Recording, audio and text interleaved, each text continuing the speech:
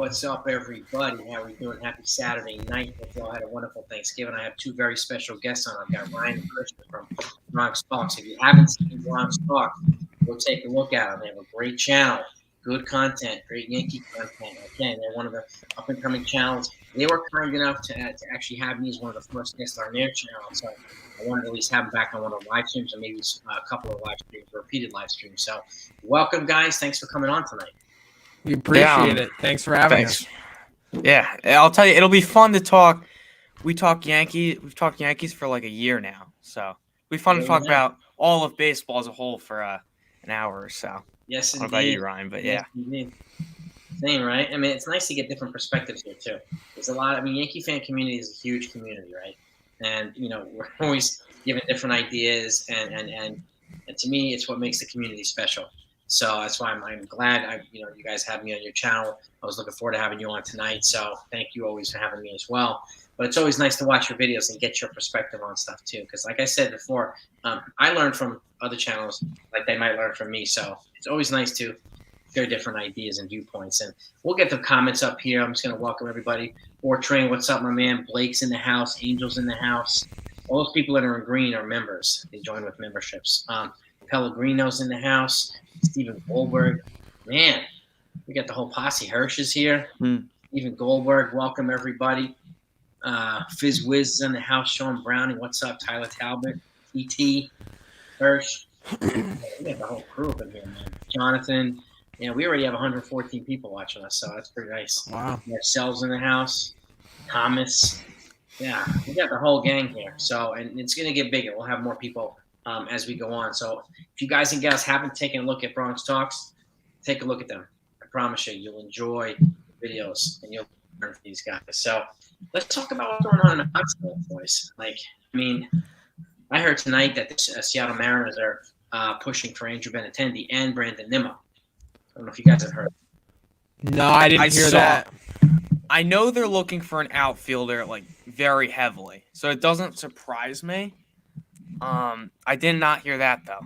That's very interesting.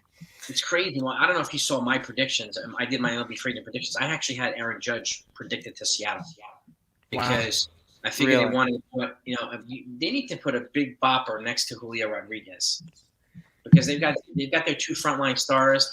I think they're going to pair some kind of big hitter again with Julio Rodriguez to have a dynamic duo on the offensive side too. Now, I think it could still happen. He's on the West Coast visiting. I know it's kind of an outside the box prediction, but I do have a stronger feeling now that he's probably more likely going to come back to the Yankees, and they're going to overpay pretty big for him. But I could see Seattle as like an underrated team to go after him, or like these other guys. We could just wake up one day because I never thought they were going to get Luis Castillo. Yeah, that's a good point. So yeah, they went pretty all out. Yeah. And that one, caught me off guard. Like I said, wow, Seattle Mariners. So I think they're going to be aggressive this offseason, as well as the Giants and some of these other teams. And I think this is a team that could sneak in. Like some of the guys that own the Mariners own Nintendo. So these guys have plenty of money. So, what are your thoughts on that? Could you see him going anywhere other than? I mean, I would. New York and the Giants, obviously, the front runners. A team like Seattle makes sense, although I don't think they would go to that $350 million or even more. I don't think they would go that far. I think they have a really good bullpen. They're going to have a really good bullpen for a while, and their lineup is getting there, and their rotation is solid. I could see the Seattle. I mean, we saw that trade that they just pulled off. I could see them more trying to acquire a few pieces opposed to making like that really big move. Although it would definitely be interesting. And then Seattle instantly becomes contenders. And as a Yankee fan, I would love to see someone compete against the Astros so we don't have to see them every single year. Yeah, so exactly. I don't mind that. Exactly. I think we can. I don't know how you feel. What do you feel about that, Ryan? And by the way, Texas Buckeye, thank you so much for the generous super sticker. Wiz, thanks so much too, man. We need to let Judge go. We want to beat the Astros. If we want to beat the Astros, so to this point, to a team like Seattle or I think along with Texas, I think that Angels are not done. Yeah. After the move made. So what are your thoughts on that, Ryan? This was Texas Buckeye. Thank you so much. Appreciate you. Yeah, I mean, as far as Judge, I really don't see him going anywhere else besides San Francisco or the Yankees. I could see the Dodgers possibly sliding in there at the very end. I'd have the Dodgers ranked third in the race for Judge. But to be honest, I really don't see a world where he goes to a team other than the Giants or the Yankees, to be honest with you. Well, and I think we could probably all agree that he's going to cost probably $350 million. No matter who the team is, they're going to have to pay at least that much to get him. Right? I think we could probably all agree on that, or agree on that. It's going to be close. And he's gonna be expensive. He really, really is. And again, this is another one. Talbot, TT, Torres to the Mariners is really possible too. Yeah, I'm hearing they're kicking the tires on training for Gleyber Torres. Now, I mean, I don't know about you guys, but I want that reliever, Munoz. I think he pitched against the Yankees. I think of like that crazy 13-inning game, and it was the first time I heard of him. And I was like, this guy's got to be one of the best pitchers in baseball. He was so filthy, and of course they rolled out like a bunch of other guys. Their bullpen is really good. Yep. I would be open to a Torres trade to the Mariners and just get a few bullpen arms because I'd agree with the Teoscar Hernandez trade. Like they can do that. They have bullpen arms to spare. So this is true. Very, very true. Yeah, you got guys like, other than Munoz, you got Castillo, you got Sewald in that bullpen. I mean, they got a lot of good arms in that bullpen. Yeah, I mean, and again, to get a Munoz, you might have to package somebody with Gleyber Torres to get Munoz. When I don't know who, or a couple of guys, and it would be worth it to me because I think if you're going to move Torres, at this point, it's got to be for pitching, whether it's relief or starting pitching. I personally would go after Munoz over Pablo Lopez from the Marlins, in my opinion. And I don't know if you guys heard too. They're kicking. They called Drew Smiley and Wade Miley last night. They're agents too, so they're kind of back end rotation guys as well in case the guys at the front don't pan out. So they're kind of kicking the tires on a lot of starting pitchers. I mean, as they should. Yeah. Oh, we got one here. Looking at Yankees Cap Nation. Would we do this trade? Gleyber Torres, Josh Donaldson, $10.8 million for Yohan Moncada, Jimmy Lambert. Jimmy Lambert. Who the hell is I got to look up Jimmy Lambert. Yeah, I got to look him up. I have no idea who that is. I like the sound of dumping Josh Donaldson. So. Yeah, and even if you gave it $10.8 million, you're still saving 15. I mean, Moncada's switch hitter, I believe, so that would be nice. He would fit nice in that lineup. And you're probably not going to have Hicks in the lineup. I mean, at the most, he'll be on the bench. So, all right. So I would like a switch hitter. He was 1-2 with a 3.26 ERA, 45 Ks and 47 innings pitched, a WHIP of 136, career 3.77 ERA. He's a reliever guy. So now my question too is, let's go to Jimmy Lambert. This is why I like stuff like this when people are posting, so we could look this stuff on the fly. Yeah, right? And find out stuff. Like Jimmy Lambert, salary and contract. Is he a free ARB or an ARB? He's got, I think this is his first year of ARB, look like. So it's like he's got 4 or 5 more seasons. That's good. I'm at his baseball savant page. He walks a lot of guys. So that's produces like ridiculously weak contact. Like he's nearly in the 100th percentile in all the stats, average exit velocity, hard hit percentage, expected batting, all that. So if you could get some weak contact, it'd be a good project for Matt Blake. Yeah. And I don't know if you feel the same way, but I was like, productive players with controllable years are nothing short of gold when it comes to trade. Those are the guys you want to trade for. If you're not trading for a star player, productive players with a bunch of years left, just like they did with Efros, like they did with some of these other guys. Yeah. It pays out big time in the long run. I thought that Efros trade was really good. Even though we're not going to see him next year, I love the idea of a young, solid arm and just go to work with him because he's only going to get better. Exactly. Yeah, I mean, that's not a bad trade. I mean, Yankees cap, that's not a bad trade. All right, Fortran's got a 3-team deal here between the Yankees, Miami Marlins, and Seattle. Give it to us, Fortran. Give it to We got to us, baby. see it. We got to see it. Yeah. Did you see the thing today that the Yankees near the deadline had talks with a 3-team deal between the Phillies and the Mariners that would send Gallo to the Mariners and Marco Gonzalez to the Phillies? I did see that. That was on MLBTradeRumors.com. Yeah. Here we go. I'll pull it up here. Yeah, August 2nd. The Yankees had some negotiations about a potential 3-team swap. Left-hander Marco Gonzalez would have gone to Philly. Gallo would have gone to Mariners. But there's nothing known on who would have gone to Seattle. I mean, went to the Yankees. I mean, Yeah. Anybody but. I'm happy that they got Clayton Beater. He seems pretty good. I mean, ever since he came over, he's just been really, really, really good. So they obviously saw something. For Gallo. For Gallo. He's their number 8 prospect now, Beater. So he's clearly doing something well. He's moving up the system. Yeah. We got another question here, too, while we wait for Fortran. Would we rather have Benintendi or Yoshida? Or Benny and Yoshida? Well, if Judge goes, I would rather have both of them. Judge leaves. I mean, because then you can fill up both corner outfield spots. Jason, you brought this up. If Judge possibly left, having them in the corner, I thought it was pretty interesting. 2 contact lefties. Yeah, it would be a new style of Yankees baseball. I thought that was very interesting. And one of them has a little bit more power with Yoshida. The other one's the more of a leadoff hitter type for Benintendi. So you could definitely make that work. Yeah, and you'd still have your big boys like Rizzo and Stanton providing that power. If Yoshida and Benny top the order get on base, you could produce some big time runs there. So it would certainly be interesting. I would definitely be open to it, and I definitely think that's one solid route to go if Aaron Judge does leave. Yeah, and both of them to get combined would be cheaper than Judge by himself. That's another way to think about it too. So and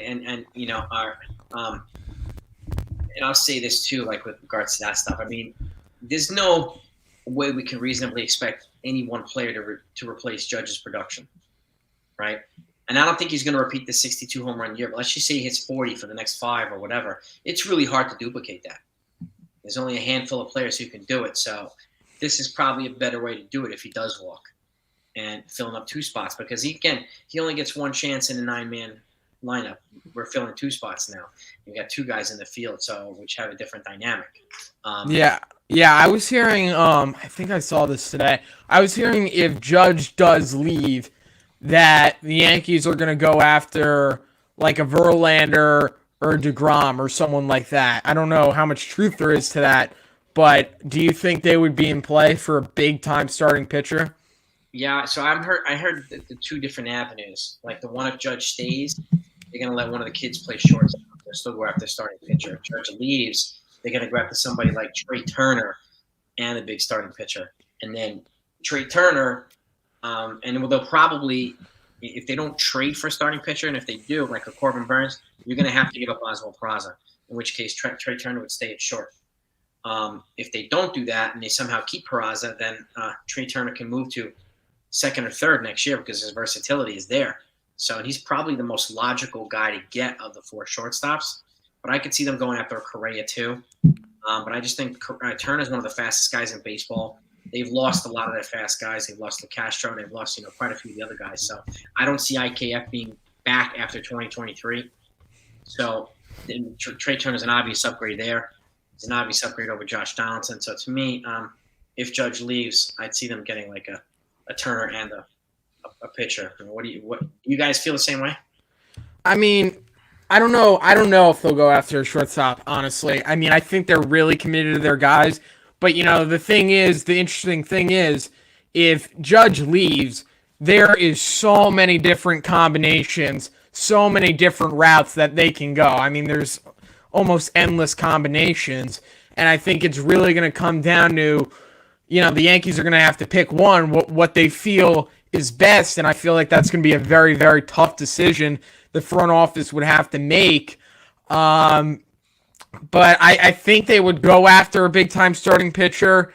And I could see him definitely going after, like you said, Benny and Yoshida, having them both, or maybe a guy like Nimmo. But I mean, there's so many different options, so I can't really say I could see them doing this over that.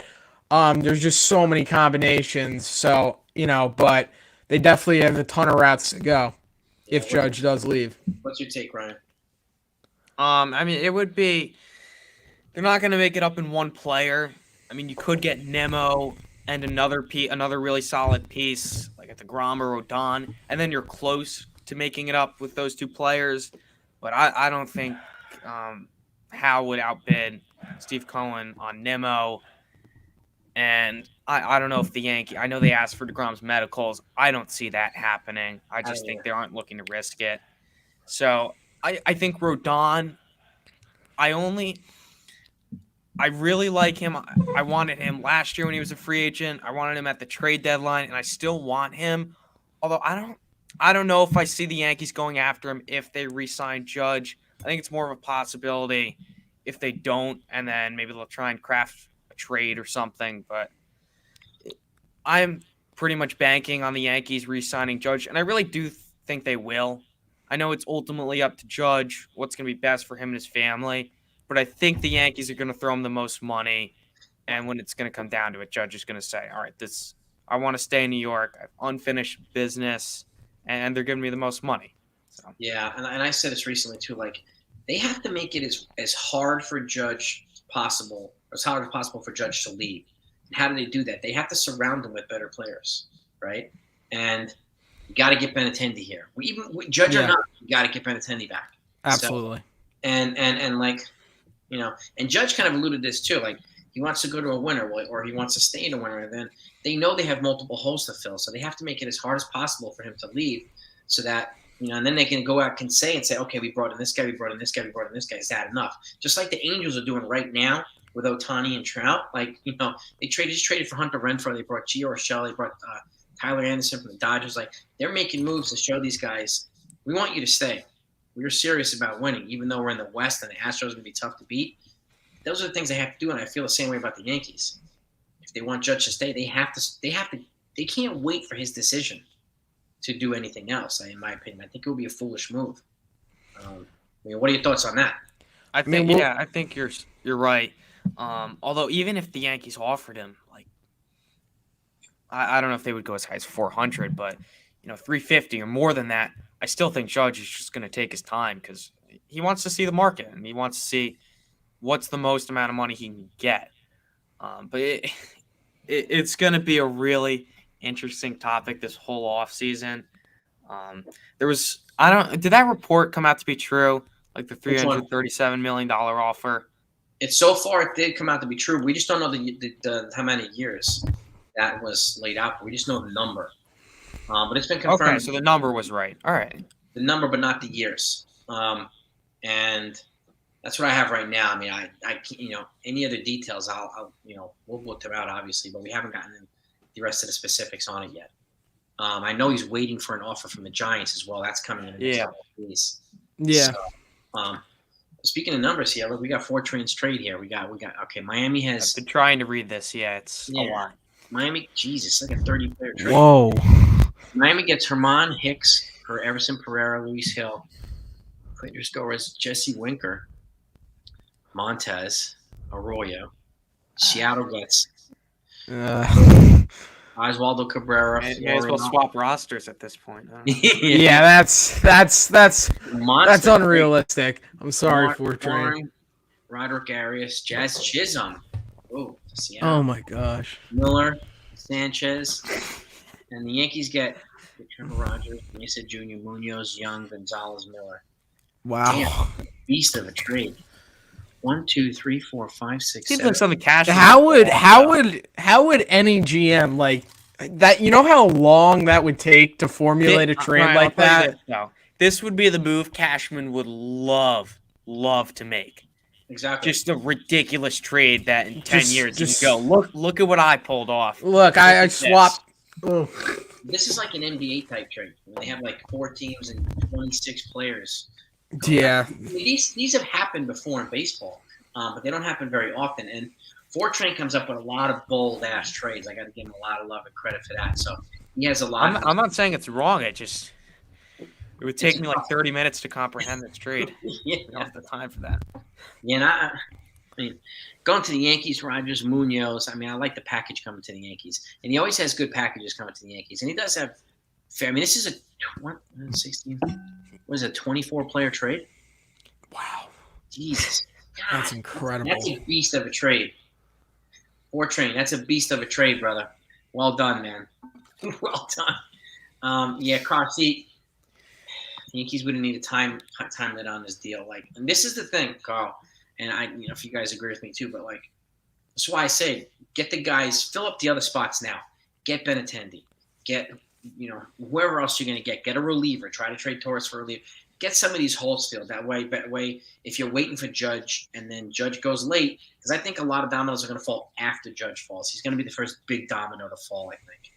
I think, but at that point, and this has happened, and you've seen this, guys. This has happened with the Yankees. They wait the market out, and then by the time Cashman starts moving, he's missed out on 10 players that could have helped us, and then he's going for the leftovers. Right? This happens so many times.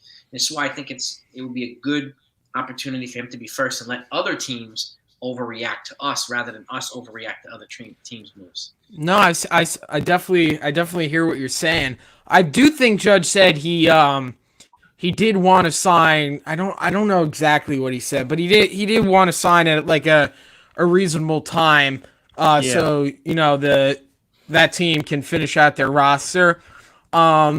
It's fair. I don't think. Here's the thing. Not all 30 teams aren't bidding for Judge. I think at most maybe there's 5 teams, right? And there's really maybe 2, maybe 3 teams that are actually really in on him. So that's the thing. I don't think it's a huge problem. I know Judge wants to win, but I think a lot of it's going to say, if the owner sits down with him, GM sits down with him, he says, look, sign with us right now. We got some things in the works. We need to land you first.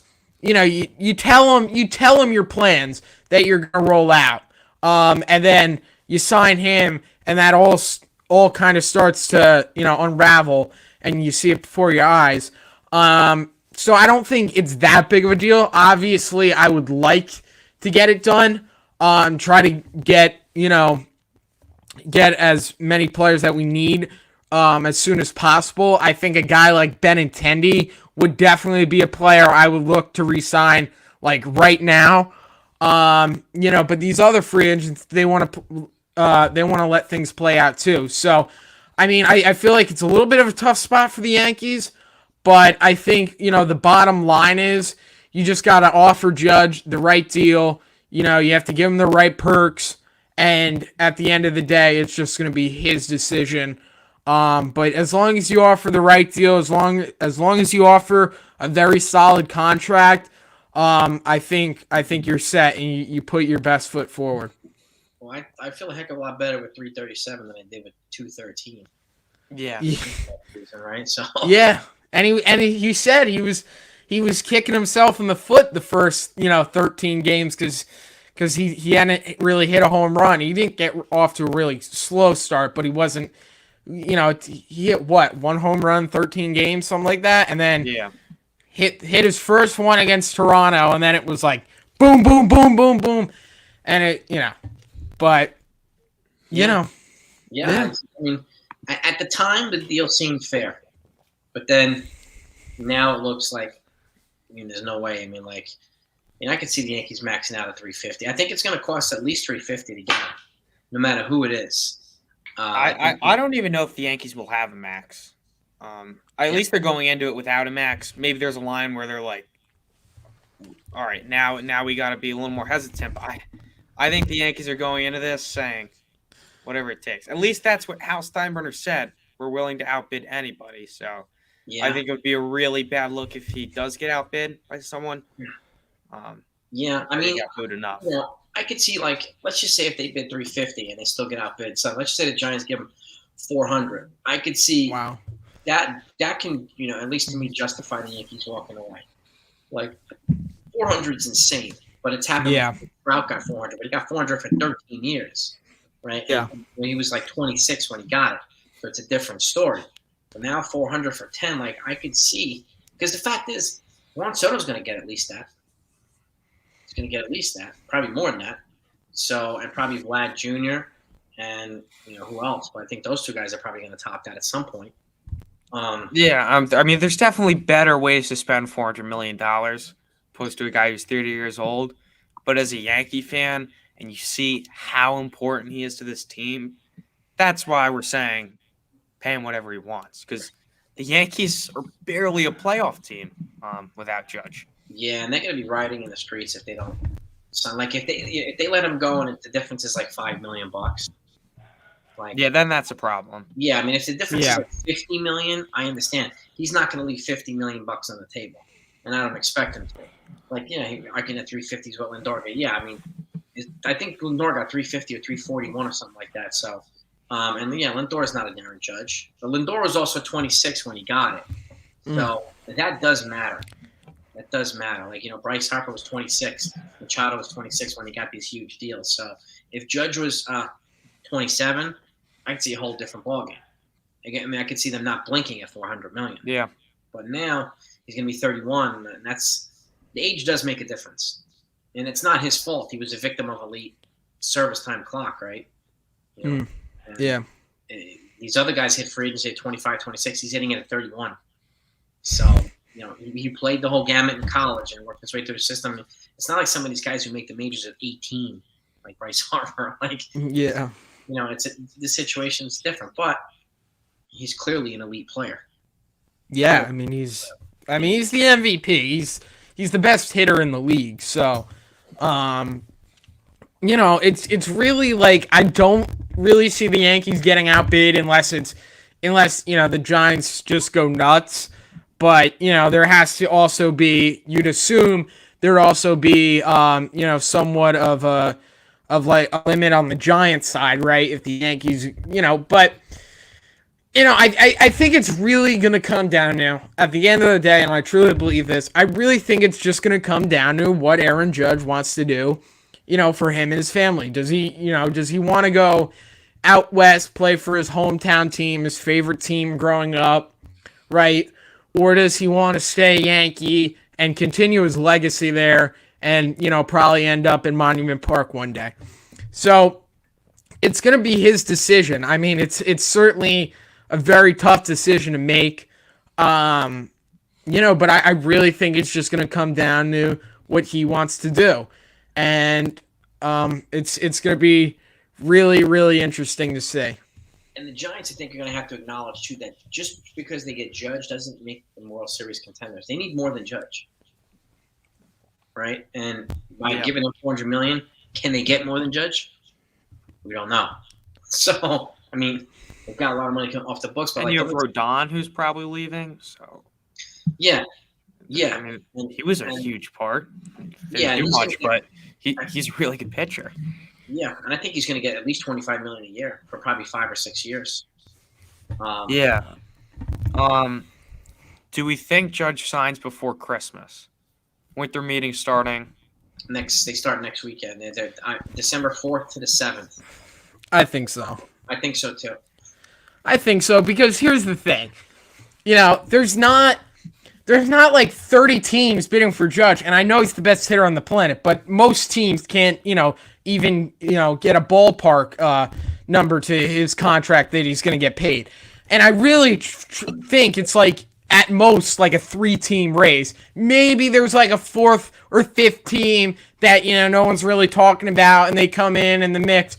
But at the end of the day, I really think it's a 2-3-team mix, and it's going to be a battle with those 3 teams. And we saw it kind of last year with Correa because he was, going to get a really, really big contract. But the market was so thin because a lot of teams couldn't afford, they didn't want to dish out that contract. And then at the very end, he signs that deal with the Twins.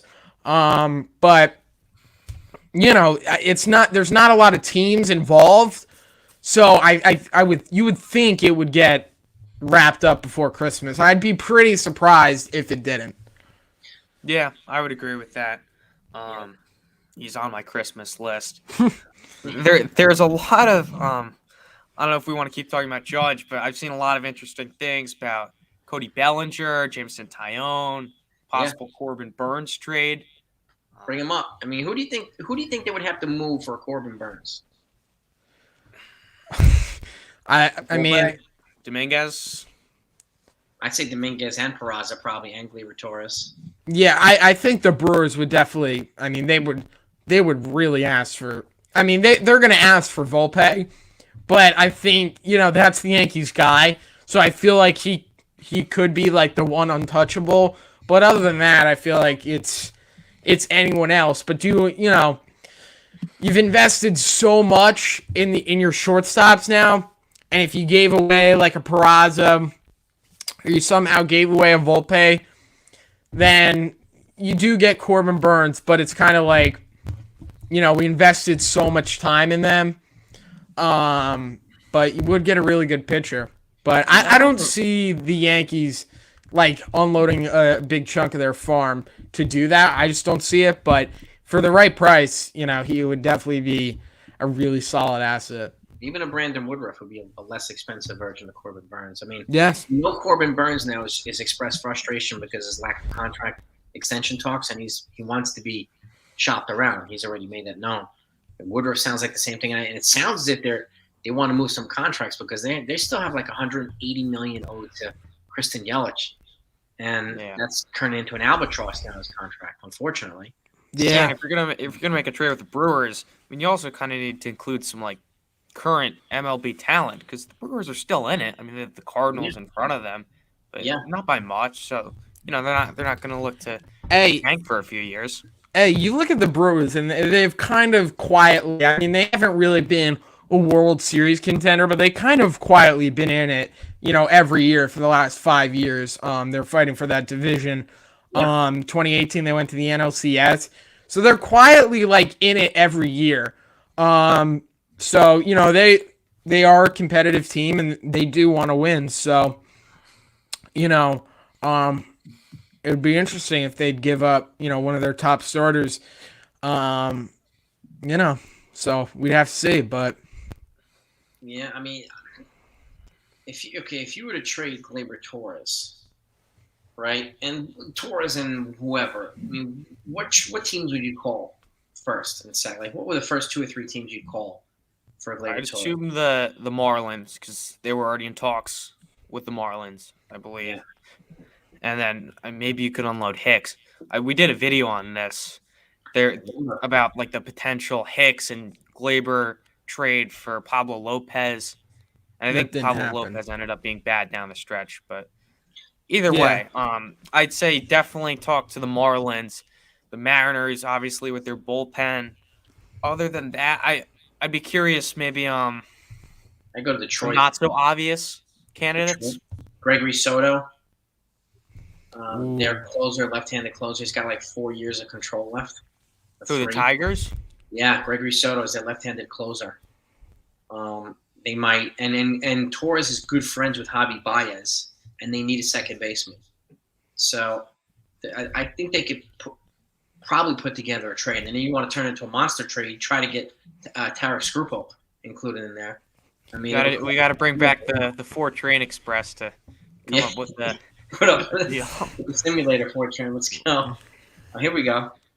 He's got he's got another one. A trade between the Pirates and the Yankees get. All right. No, Pirates get Torres, Lucas Licky, Jason Dominguez, Oswald Peraza, Austin Wells, and Will Warren. The Yankees get Brian Reynolds, David Bednar, and Crosby. Bednar we had in one of our trade target videos. Yeah. At this trade deadline. He is really good. Beast. I mean, and then also Reynolds, yeah. Yeah, I mean, and Bednar is actually close friends with Clay Holmes. So really, that makes sense. And Clay Holmes went from a middling reliever there to a pretty shutdown guy here. I think losing Michael King hurt his development a little bit because he was kind of thrown to the wolves after that. But having them both back this coming year, I'm pretty excited about. But if you can add Bednar to that bullpen, and having already gotten that other kid the other day, last week from also from Pittsburgh, from waivers, Yeah. Junior Fernandez. Yeah, that guy looks like a very solid project for Matt Blake. I mean, he has the stuff. And, you put him with a Matt Blake, and, we'll see what happens. I'm sure he'll have a shot in spring training to, really make the team. So we'll see. But, he definitely looks like a solid project for Matt Blake. And I like his name, Junior. I feel like that's a very cool. solid name, Junior.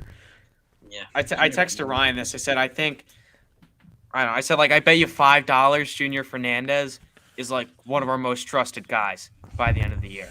We'll see. Because it just seems like one of those just random bullpen moves that's going to turn out to be like the guy we're relying on. Like, we need this guy back for the postseason. So we'll see how the season goes. I think this is where Cashman works his magic, getting bullpen guys that you're like, who is this? And then the guy turns up being a huge stud. I never heard of Clay Holmes before they acquired him. Honestly, I hadn't heard of him. Yep. No one had him. Yeah. So, and these are the types of trades that he makes. And, I think I would agree with you. Junior Fernandez is probably going to be a shutdown guy in the 7th or 8th inning at some point this year. And, if they get somewhere like a Bednar or Andres Munoz, I think that bullpen is going to be pretty lights out. But adding a starting pitcher, they've got to replace Tyon one way or another. Yeah. So you think Tyon's definitely gone? Yeah, I think he's going to probably get a 4-year deal, probably around. I think he's going to go to the Angels. I think they're going to bring in another pitcher. That seems like an Angels move. Really they need another pitcher if they want to compete, try to get the playoffs. They need another starter one way or another. Yeah, I think Tyon's especially. I think his value went up because when he was with Pittsburgh, he was obviously injured a lot, but he never got injured with the Yankees, and he was very, very reliable for them. And he didn't really pitch in the playoffs, really. He did make that one start and came out of the bullpen, but he did pitch in that, big game 162 against the Rays that we needed to win. He did show up. He was pitching with a hurt ankle, pitching through it. So he's been very, very reliable. And I definitely could see a lot of teams being interested in him. I think, you look at the Yankees and they just have a lot of depth at that position, and then you expect them to bring in another starting pitcher, so he doesn't really have a spot. But I like Tyon. I think he's a really solid pitcher. I just don't think it's going to work out with the Yankees, but I definitely wish him the best of luck, and I think he's, like I said, a really good pitcher. Yeah, I honestly thought he was going to get a qualifying offer and then turn it down. And even had he accepted, I would have been fine with it too, because we know him. He's reliable, right? And if it was for 1 year, yes, and you're not eligible to get more than one qualifying offer. So if they replaced Tyon with Tyon for the year, I would have been fine with that. I thought he was going to get it too, because I didn't think he was going to accept it. Yeah, I thought he was going to look for multiple years, but the fact that the Yankees weren't even willing to make that offer him the qualifying offer makes me think they're moving on. Yeah, and this is the thing too. Some of the guys that like Rodon and some of these other big guys, they're attached to qualifying offers. So it would have been nice to have some guys of our own that were attached and that went somewhere else, because then the prospects and then in international money would have offset each other. So because the Yankees are in the highest tier of penalties, right? They have to give up a second-round pick, a fifth-round pick, and $1 million in international prospect money every time they sign a guy with a QO. That's a lot. Yeah. And that's not even including the contract for this guy.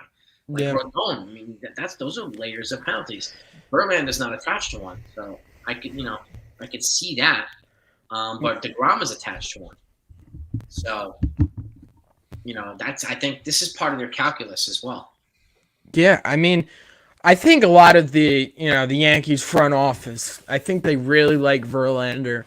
I know they like Rodon. I've been hearing that over the last few days, that a lot of people in the Yankees front office are very, very high on Rodon. And it makes perfect sense. I mean, to put him in Yankee Stadium, left-handed pitcher, And then, you look at that rotation. Oh, man. I mean, that rotation, you put Rodon in that rotation or Verlander, that rotation is scary. And then imagine, you still have Frankie Montas.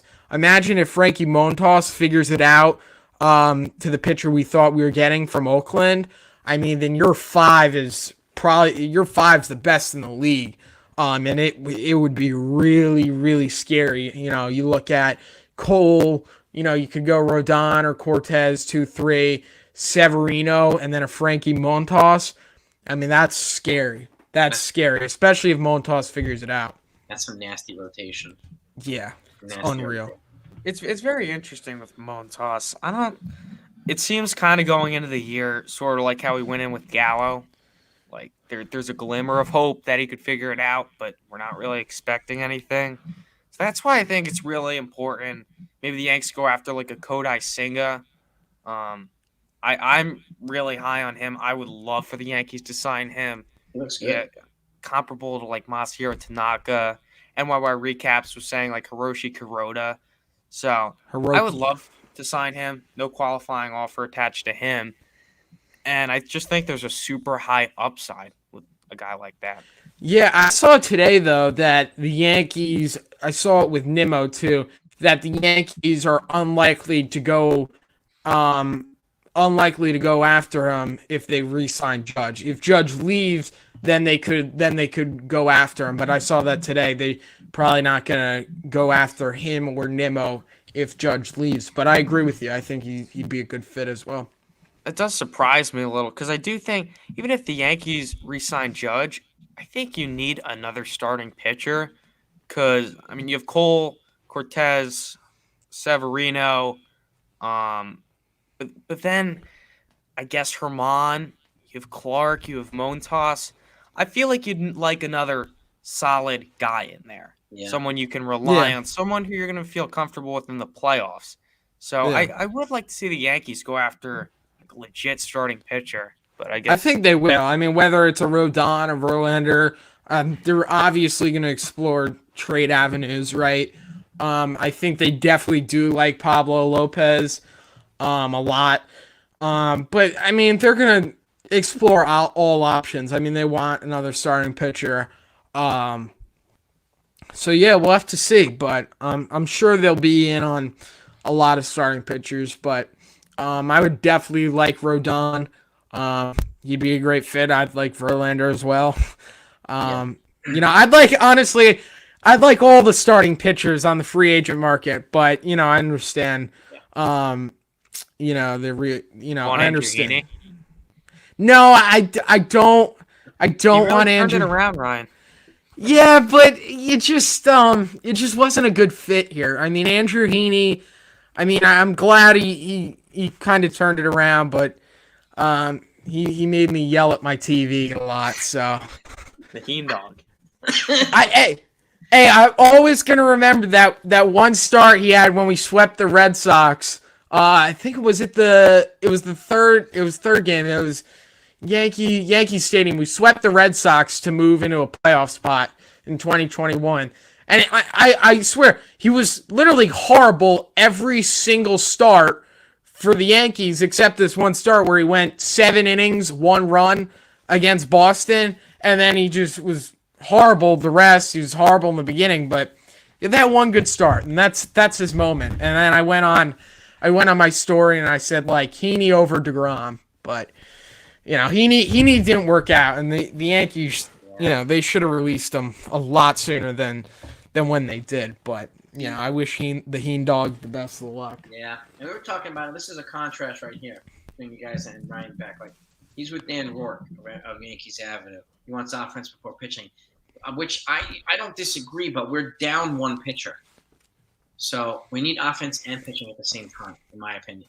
And that's, I mean, we have to replace Tyone because we just lost 170 innings, right? And I can't depend on Clark Schmidt, like you said too, or Domingo Germán to replace those innings. So like a Senga or somebody like one of these other guys would be a good idea. What else is he saying? I'll go with a big starting pitcher. if we can unload salary with Donaldson, Glaber, Hicks, and IKF. I mean, IKF's not going anywhere now.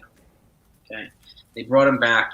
It doesn't make any sense because at this point, and I'm not saying he's going to be starting shortstop. I don't think that'll be the case, but they don't have any. Who's base runner now? Who's their best base runner?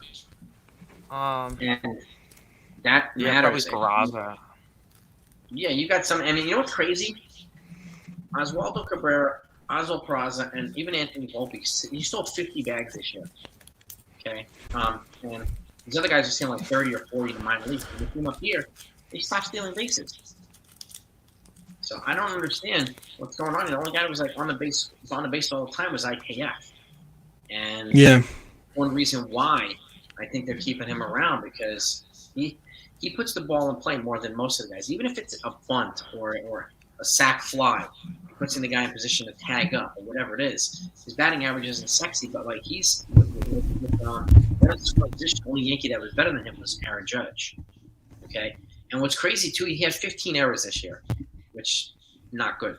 But he also had 19 defensive runs saved at shortstop, which is I think it was more like 12. Which one? Errors? No, defensive runs saved. It was 19 at the total. Really? Yep. But the problem is his errors are the things that get amplified here, not the defensive runs. He made some really good plays throughout the year, but again, what gets amplified the most is errors. Because then they be comparing him with Carlos Correa, who's like one of the best defensive shortstops in all of baseball. So, and that's a hard thing to do. So, there's a lot of folks that are just, obsessing over this guy. And again, he wasn't as bad as people think. He didn't come here to be a sexy player. No, and that's what I totally 100% agree with you.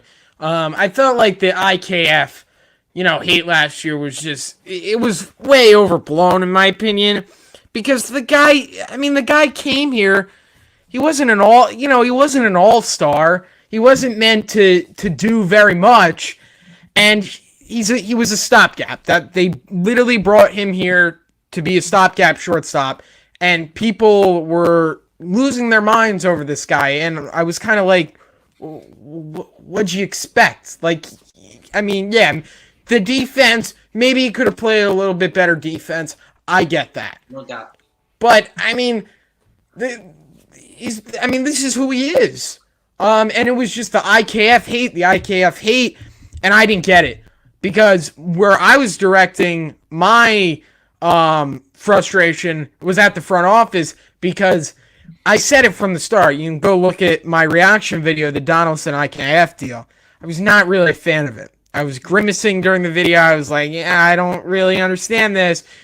And that's where my frustration was. It was on the front office for making that trade to bring in Donaldson and IKF. But, I mean, there was a lot of stuff going on with IKF, and, social media is a tough place. But it was really just getting, like, really overblown. Because, I mean, this is the player he is. I mean, could he have done a little bit better on defense? Yes. But, I mean, this is the player he is. And, he's contact hitter, hits for, like, no power, really. But, this is who he is. And I felt like the frustration should have been directed more on the front office. And there was a lot of frustration on the front office. It's not like there wasn't. There was a lot. But I feel like the IKF hate was a little overblown. But I definitely get where people are coming from. Yeah, I get it. Yeah, I was definitely one on the more frustrated side with him. Fangraphs does put him at 10 defensive runs saved in 2022. But I was definitely on the more frustrated side. And again, I don't think I'm not putting it on IKF. I would more put it on Cashman. IKF came over and did pretty much what we thought he was going to do. He had 10 defensive runs saved in 2021, 10 defensive runs saved in 2022.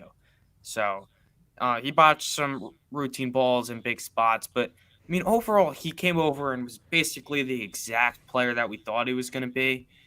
I just didn't think he should have been starting down the stretch, especially when Peraza came up and started to play well. And also, Peraza should have been up way earlier in the season. It just felt like the Yankees were treating IKF not like a stopgap and more like a the starting shortstop job is yours. Like, someone has to take it from you. And I don't really think that's how a stopgap should be. It should fill the void, and then as soon as someone is remotely ready to take it, Peraza should have been up. Even if he struggled for a few weeks, like we saw him when he, or I think it was the beginning of this season, he struggled a bit, like the first month or so. Even if he struggles, give him that shot, let him get comfortable, because he was really great. And if the Yankees aren't going to put stock in their prospects, then trade them. Because I didn't think IKF should have been starting a single game in the playoffs. Maybe at third base instead of Donaldson. That's the thing too. Like I don't know why, for some reason the team is averse to sitting guys with big contracts. I would have sat Donaldson and moved IKF to third, and then just had Peraza. We had just playing regular shortstop. I think it would have been a much smoother defensive transition. And the fact is, IKF had a better batting average than Donaldson. He wasn't pimp walking fly balls and he was part of manufacturing runs a heck of a lot more than Donaldson was, where we were just sitting around and waiting for a 3-run home run. Yeah. So, yeah, and the thing, IKF did some good things. He was very, very good with runners in scoring position. He got clutch hits. And, I didn't feel like the pressure got to him at all. But, I think he was well over 300 with the bases. He was very, very productive, the runners scoring position. And, I feel like, the Yankees just, they didn't really know what to do at the end. And Donaldson really wasn't hitting at all much of the season, but especially the end of the season. I mean, he was really, not hitting at all. And, I was sad. Yeah. I mean, Donaldson at the beginning of the season, he still wasn't that great, but he was getting on base. He had I forget how long it was, but he had a long stretch, like an on base streak or something like that. Yeah. But yeah, towards the stretch, it was really complicated, especially the injury to Benintendi that really hurt, and DJ. And then when they got to the playoffs, it was like a constant switch of moving guys around, and it was kind of unfortunate to see, because they were kind of looking for an answer and they couldn't really find one at shortstop, which is unfortunate. But it happens, and we'll see what they do with IKF. We'll see what they do with him this season. Pretty much a slap ball hitter, like Fortran says, like Texas Buckeye said. He's one of our contact guys. But now, if let's just say they moved Donaldson, I wanted to go back to somebody you brought up, Cody Bellinger. Do you think they would seriously consider Bellinger? No, I mean, I don't. I think they learned their lesson. I know there is, there's upside, right? I mean, he definitely has some tools that you're looking for. Lefty bat, Yankee Stadium. But I feel like that's just like a Gallo part 2, and I get he's a free agent. You're not trading anything, but I feel like it's just like, I feel like you don't need to do that. I get his dad play for the Yankees, but I don't think they'd be interested in making that move, because I feel like they kind of learned from their mistake, and I don't really see much, value in it. Because can he turn it around and be that hitter? I don't know. I mean, maybe they have him as kind of like on the bench or something like that, having a bench role, but it's not something I would be interested in. I don't think the Yankees would. To be honest with you, I don't think they would be interested in Bellinger. Yeah, I do not. I posted a joke on Instagram and Twitter, like a Bellinger hitting a home run with like Michael Kay calling it. And it's pretty clear. Some Yankee fans have PTSD from Gallo, and it's very, very divided. Some Yankee fans, they will lose their minds if the Yankees sign him. And I'm not in that crowd. I'm open to all options, but I really don't think it's the right fit. You're taking a huge gamble here, and the last thing we need is just another project that goes horrible. Or I talk about like Bellinger, who's already struggled the past 3 years now, since 2020. Yeah. Put him in front of New York. I mean, after 2 weeks of struggling, he's going to be getting booed. So it seems kind of like a disaster. Put him in Texas or Atlanta, something like that. The Yankees would eat him. Yeah, let him figure it out. And yeah, it's also like it's amazing too that he's just like he fell off that hard, and like Yelich too. I mean, Yelich is still like at the point where he can be, somewhat productive, but like, I mean, it's pretty incredible that happened.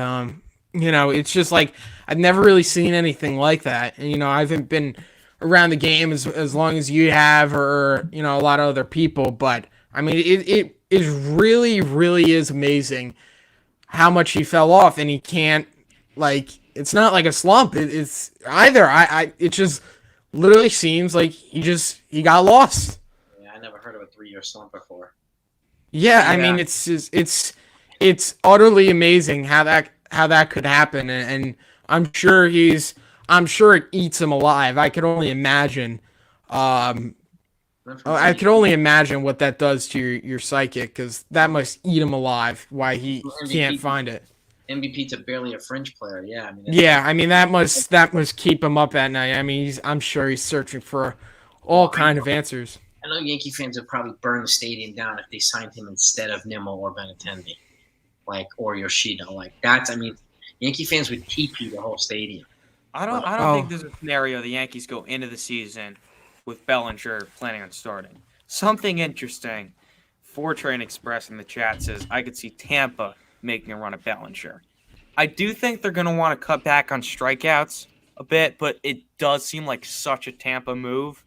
And then obviously he's going to start hitting and kill the Yankees. Yeah. Another guy me and Ryan could see going to Tampa, Aroldis Chapman. I'd like to see what you think of that, because, when I kind of came to the conclusion very quickly that he was not going to be a Yankee next year, I was sad to myself and I was like, where's Aroldis Chapman going to go? One of the first teams that came to my mind was the Tampa Bay Rays. He lives in Miami. I get it's in Tampa, but I mean, a hard throwing lefty. It seems so like a Tampa move. So I'd be interested to see what your take on that is. I predicted him going to Miami Marlins, but now that you mentioned Tampa, I could see him going to Tampa and probably saving 5 games against the Yankees. Yeah, but here's the thing. Me and when I brought it up to Christian, I was like, because me and Christian, we watch a lot of the games together. He comes to my house, I go to his, and I'm like, Christian, ninth inning, it's tie game, we're down a run, whatever, and Chapman's just losing it on the mound, and he's throwing ball after ball. He can't find the zone. I said, imagine how funny that would be. We would like not be able to contain ourselves. But I could also see him just. Chapman will have another incident on the mound. Yeah. Hard due to his accident. That's right. He was a little flagellant on the mound that one game. That's right. Oh man. I could see Tampa, but I think probably a move to the National League would probably be a better suit for him.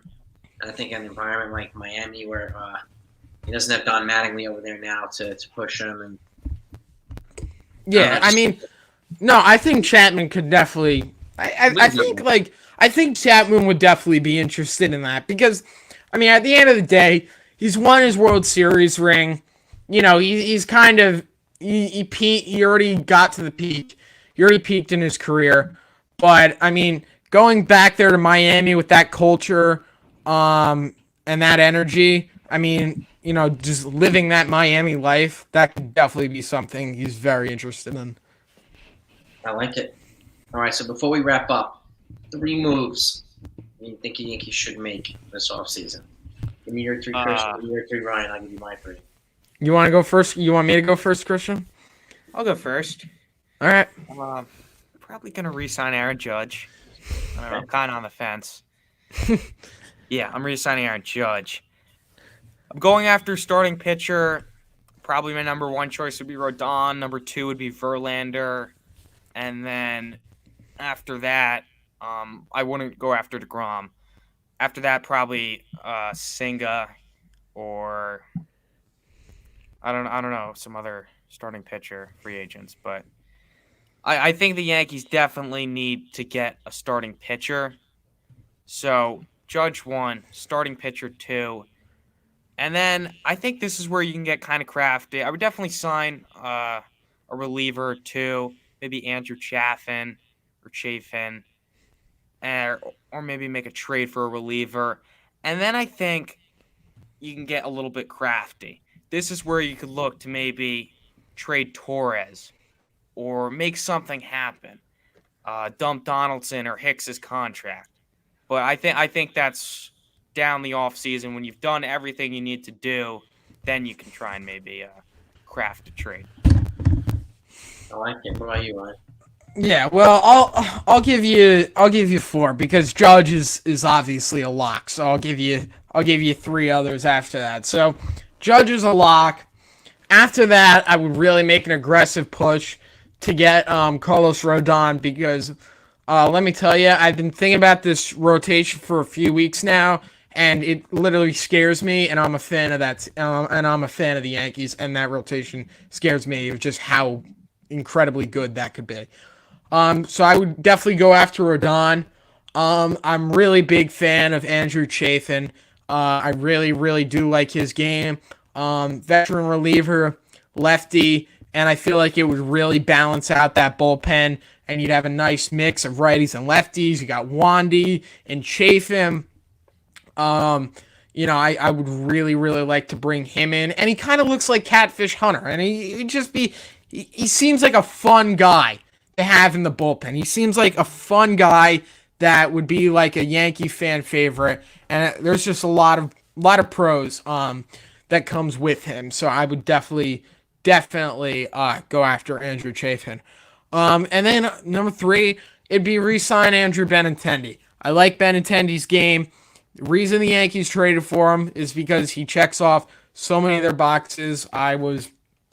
He was my number 1 target back in like mid-May. I was telling people the Yankees should trade for him. Yankees should trade for Benintendi. He was always my number 1 guy. And then I'm very thankful that we did. And he checks so many of their boxes off. And he's a very productive hitter, top of the lineup. And so it would definitely be re-sign Andrew Benintendi for me. Yeah, I forgot to mention left fielder. Benintendi or Yoshida is a must. All right, I like that. I'm going to give you mine. Mine's going to be with the assumption that Aaron Judge leaves. I got my 1A and 1B. I know this is do you like horror movies? Are you fan of like horror movies? You going a little dark there. Huge fan of horror movies. Yeah, I think you opened up the show with when we did the podcast with you too, saying, "Assume Judge leaves. This is what we're doing." Like, what? Oh, you're ready. You're ready. I'm going Yoshida and Benintendi for my 1A and 1B. Okay, I'm replacing quality with quantity. Okay, then my 2, going for Kodai Senga. My 3, I'm going for Carlos Rodon. Carlos Rodon, again, let's just say Aaron Judge leaves, we get the compensation that we'd be giving away for Carlos Rodon, so they offset each other, so they don't lose compensation. It doesn't prohibit them from signing this kid, Brandon Maia, this offseason. And my 4, if I'm going to give you 4, is getting either trading Gleyber Torres for a reliever like Gregory Soto or an Andrew Chafin too. I like Chafin, I really do. And, yeah, I'm a big fan of his crafty pitching. I think would bode well in Yankee Stadium. So that's people compared him to like a Nestor Cortez out of the bullpen. Yeah, like fun, funky delivery, and he actually has like really high strikeout numbers. And I don't think he's going to cost a lot either. So, yeah, and again, all those moves, we wouldn't be giving up any compensation or draft picks, and stuff like that. And I think the Yankees, for some reason, are pretty averse to that right now. So that's why I'm kind of crafting the offseason with those moves. Now, if Judge comes back, I have no issue with that, but they still got to get Benintendi. But I think they're going to wind up, for some reason, moving on from Judge. And I don't know why my gut keeps telling me this, but I just think that they're going to do that. But again, they have to be smart and replace him with quantity. So, yeah. And I believe you guys, I get pounded when I say I think the Yankees are going to move on from Judge. I get pounded for it. But it Do you think they're gonna move on, or do you just think it won't work out? They won't re-sign him. I think they're going to get outbid significantly. Yeah, that scares me a lot more. It's one thing if the Yankees say, all right, we're not going to go any higher. We're going to our backup plan. But if the Yankees are going into this like Judge is our plan, and then they still get outbid, that's when it gets scary. And this is the thing too. Like I think that teams like the Giants or the the Mariners or the Dodgers or whatever can be like, Judge is the one piece we need, right? To put it all together. Mookie Betts has already said he'd be willing to move to second base so Judge can play right field. Okay, the Giants already going to make a monster offer. We don't know what it is yet, but and even though they have a couple more pieces, he is the kind of piece that they need, right? Seattle, I think he's the piece that Seattle needs. So I would give him my dark horse. So those three teams right there, and I think are looking at him as if he's the one piece away. And then be willing to give up $400 million for the guy. And $400 million, I can see him getting it. I just don't think it's a good idea for the Yankees to give it to him. Yeah, I mean, it's 31. Yankees are going to get burned again in a couple of years. My fear is. So I mean, you're dishing out a contract that big. I mean, there's going to be risks involved. I mean, you can't. I mean, it's not everything's going to be sunshine and rainbows, but. I mean, this is the business at the end of the day, and he's your best player. He's the captain of the team. Not only is he a massive contributor on the field, I feel like he's a massive contributor off the field and in the clubhouse and stuff like that.